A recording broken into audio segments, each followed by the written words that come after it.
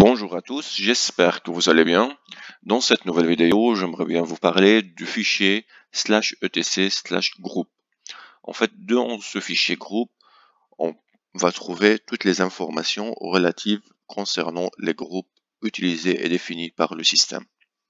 Du coup, pour regarder la liste de groupes, il suffit juste de taper la commande cat /etc/group.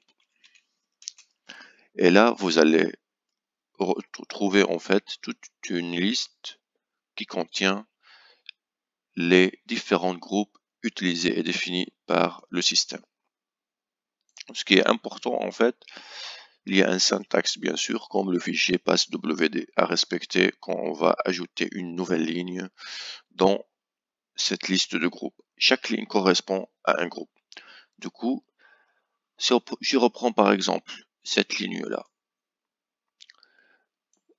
on peut remarquer tout de suite que chaque ligne comprend 4 champs, séparés par le symbole ou le caractère double point qui est là. Du coup, concernant le premier champ, on trouve toujours le nom du groupe. Comme dans le passwd, on trouve le nom d'un utilisateur au premier champ. Là, ici, dans le premier champ, on trouve tout de suite le nom du groupe.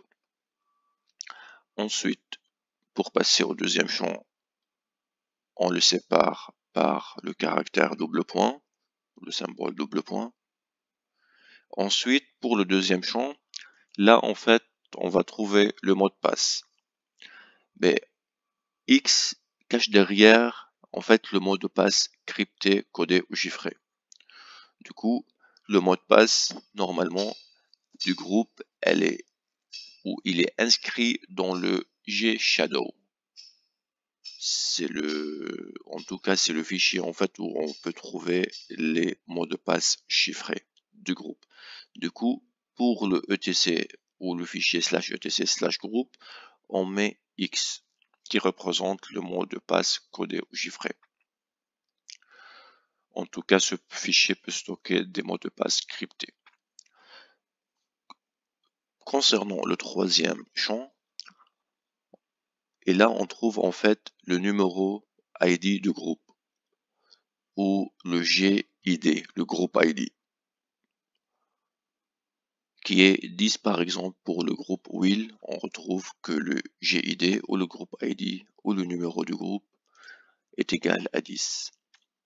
Et là, le dernier champ, il s'agit en tout cas d'une liste de noms d'utilisateurs, des utilisateurs qui sont membres du groupe.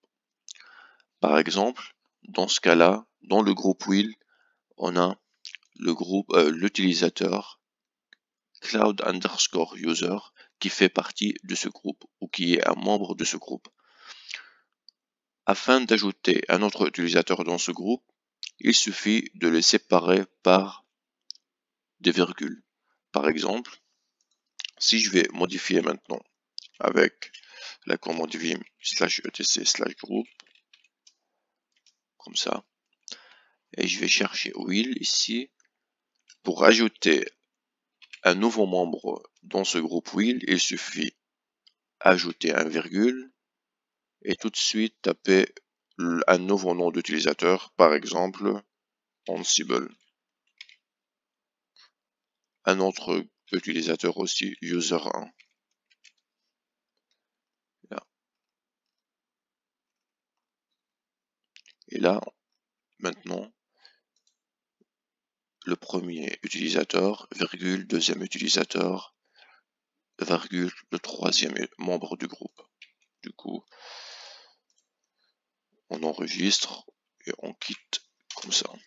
Si je refais le 4, et là, je descends un petit peu, le Will, il est là, du coup, le groupe Will, avec le nom, le mot de passe crypté, le numéro du groupe, et là, les membres du groupe, du coup, le cloud_user, Ansible et user1 sont des membres du groupe Will.